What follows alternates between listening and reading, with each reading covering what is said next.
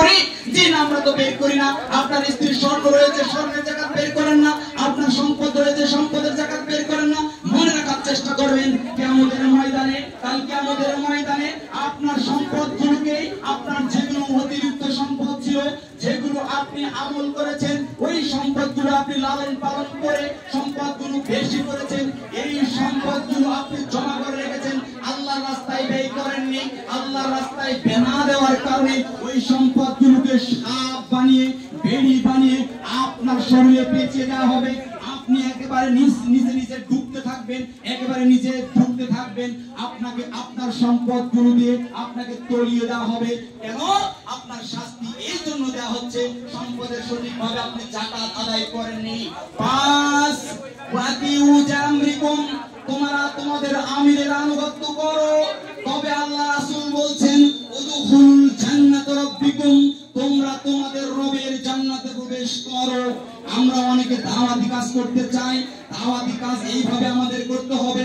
আল্লাহ রাসূল সাল্লাল্লাহু আলাইহি ওয়াসাল্লাম বলছেন বাল্লিগু আন্নি ওয়ালাউ আয়া, আমার একটি কথা জানলেও তোমরা পৌঁছে দাও। আমার পক্ষ থেকে একটি কথা জানা থাকলেও পৌঁছে দিতে হবে। কার কাছে? মানুষের কাছে। আল্লাহর পক্ষ থেকে জানিয়ে দিতে হবে, মানুষকে বলতে হবে। এখন আপনি আমি কোন দাওয়াত দিচ্ছি? আপনাকে সবাই তো দাওয়াত দিচ্ছে, কিন্তু হক কোনটা, হক কোনটার বাতিল কোনটা আপনি বুঝতে পারেন না। এই যে হক এবং বাতিল আপনাকে আমি দেখাই, হক এবং বাতিল আমাদের মধ্যে এখানে যারা আমরা সিয়াম রয়েছি, এখানে উপস্থিত রয়েছে আমরা যারা, তাদেরকে বলছি আপনাদের মধ্যে কেউ কি সিয়ামের জন্য নিয়ম করেছেন? কেউ কি করেছেন? একটু জবাব দিন। এখানে কেউ কি সিয়ামের জন্য নামান করে আসুন না কথা মিন শাহরি রমজান আল মুবারক এই নিয়ম করেছেন কেউ? আল্লাহ রাসূল বলেন ইন্নামাল আ'মালু বিন্নিয়াত, সমস্ত কাজ নিয়তের উপর নির্ভর করে। আপনি নিয়ত করলেন, ওই যে নিয়তের দোয়াটা করছেন, এই দোয়াটা কোথায় রয়েছে? এই যে একটু পরে আমরা ইফতার করব, ইফতারের সময় আমরা একটা দোয়া পড়ব, দোয়াটা রয়েছে, এই যে দোয়াটা যেটা আমরা পড়ব, যে আমরা ইফতারের যে দোয়াটা পাঠ করব, এই দোয়াটা কোথায় রয়েছে আপনাদেরকে দেখাই। হাদিস নাম্বার 2358, হাদিস নাম্বার কত? 2358, সুনানে আবু দাউদ, হাদিস নাম্বার 2358, সুনানে আবু দাউদ। এখানে আল্লাহ রাসূল সাল্লাল্লাহু আলাইহি সাল্লাম বলেন, দেখুন আমরা কোনটা মানবো, সঠিকটা মানবো না ভুলটা মানবো? আমরা কি সঠিকটা মানবো না ভুলটা মানবো? এখানে স্পষ্ট বলে দেওয়া হচ্ছে যে মুআজ ইবনে জোহরা রাদিয়াল্লাহু তাআলা থেকে বর্ণিত, তিনি বলেন রাসূল সাল্লাল্লাহু আলাইহি ওয়াসাল্লাম যখন ইফতার করতেন তখন বলতেন আল্লাহুম্মা লাকা সুমতু ওয়া আলা রিজকিকা আফতারতু। এই দোয়াটা বলে আমরা তো অনেকে ইফতার করি না? এই দোয়াই বলে আমরা ইফতার করি, অথচ দোয়া নিজে বলছে, এই যে আমার দিকে দেখেন, এই যে লেখা রয়েছে হাদিসটার মধ্যে দুর্বল হাদিস, হাদিস নিজে বলছে আমি দুর্বল, আমাকে মেনো না, আমাকে আমল করো না, আমার কাদের মধ্যে এক মন ওজনের জিনিস চাপে দিও না, কারণ আমি একেবারে রোগা, আমি একেবারে দুর্বল, আমার শরীরে শক্তি রয়েছে কম, আমার শরীরে 10 কেজি ওজন বহন করার ক্ষমতা রয়েছে, আর আমার শরীরে এখন আপনি চাপিয়ে দিচ্ছেন। যার শরীরের ওজন 10 কেজি নিতে পারবে, তার শরীরে যদি 1 মন দেন তাও নিতে পারবে? হাদিস আপনাকে বলছে আমি দুর্বল, এরপরে কেন আপনি মানছেন? অথচ আল্লাহ রাসূল সাল্লাল্লাহু আলাইহি সাল্লাম বলছেন তোমরা যখন ইফতার করবে বিসমিল্লাহ বলে ইফতার শুরু করবে এবং বলবে সাহাবাস সামু ওয়া তাল্লাতিল উরুকু ওয়া সা'বাতাল আজরু ইনশাআল্লাহ, এই বলে তোমরা ইফতার করবে, ইফতার শেষে আলহামদুলিল্লাহ বলবে। কিন্তু আপনি এই যে আল্লাহুম্মা লাকা সুমতু ওয়া রিজকিকা আফতারতু বলছেন, আপনি কেন আমল করছেন? এই ভুল আমল করলে আপনার একটিও নেকি হবে না, একটিও নেকি হবে না। জান্নাতে যাওয়া অনেক সহজ, কিন্তু জান্নাতে যাওয়া অনেক কঠিন। সত্যটা মানলে জান্নাতে যাওয়া যায়, আর ভুল মানলে জাহান্নামে যেতে হয়। আল্লাহর নবীর অনুসরণ করলে জান্নাতে যাওয়া যায়, আল্লাহর নবীর অনুসরণ বাদ দিলে জান্নাতে যাওয়া যায় না। জান্নাতে যেতে হলে আমরা অবশ্যই সহিহ আমলগুলো করতে হবে আমাদেরকে।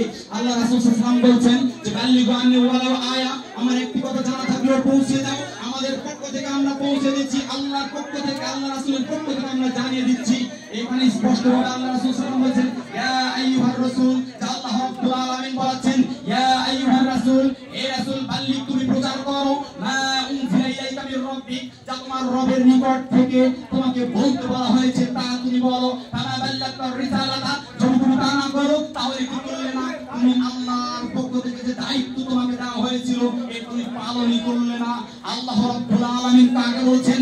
মুহাম্মদ সাল্লাল্লাহু আলাইহি সাল্লামকে বলছেন যে তোমাকে যা আমি বলতে বলেছি তাই তুমি বলো, অথচ আপনি দাওয়াত দিচ্ছেন মানুষের দাওয়াত, আল্লাহর নবীর দাওয়াত নয়, আল্লাহর দাওয়াত নয়, আপনি দিচ্ছেন মানুষের দাওয়াত। এখানে অনেক ভাই থাকতে পারে, অন্য অনেক রকমের ভাই থাকতে পারেন, হয়তো আপনি দাওয়াত দিচ্ছেন এমন একটা দাওয়াত, কোন মানুষের দাওয়াত দিচ্ছেন, আপনি দাওয়াত দিচ্ছেন তাবলীগ জামাতের দাওয়াত, আপনি দাওয়াত দিচ্ছেন এইভাবে অনেক ব্যক্তি, আপনার যে একটা বই রয়েছে ফাসাইলে আমলের দাওয়াত দিচ্ছেন, মকসুদুল মুমিনের দাওয়াত দিচ্ছেন। আপনাকে আমি বলছি এই এলাকার মধ্যে যদি কারো কাছে ফাসাইলে আমল থাকে, যদি আপনাদের কাছে মকসুদুল মুমিন থাকে, আপনি আমার কাছে আনবেন, অহরহ ভুলগুলো আমি আপনাদের সামনে বের করে দিব।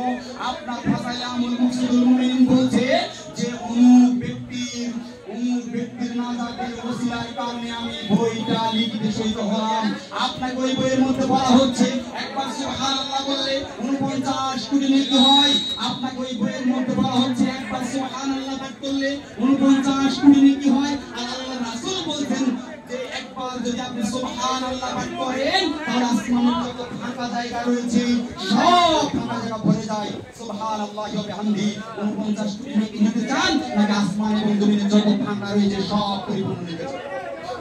আল্লাহ রাসূল বলেন সুবহানাল্লাহি তামলাউল মিজান, যদি কেউ কোন ব্যক্তি সুবহানাল্লাহ পাঠ করে তবে তামলাউল মিজান, মিজানের পাল্লায় যখন আল্লাহ রাব্বুল আলামিন আপনার নেকি এবং পাপকে মাপবেন তখন সুবহানাল্লাহ বলার কারণে মিজানের আপনার নেকির পাল্লাটুকু ভারী হয়ে যাবে, আপনাকে জান্নাত দান করবেন। সুবহানাল্লাহ।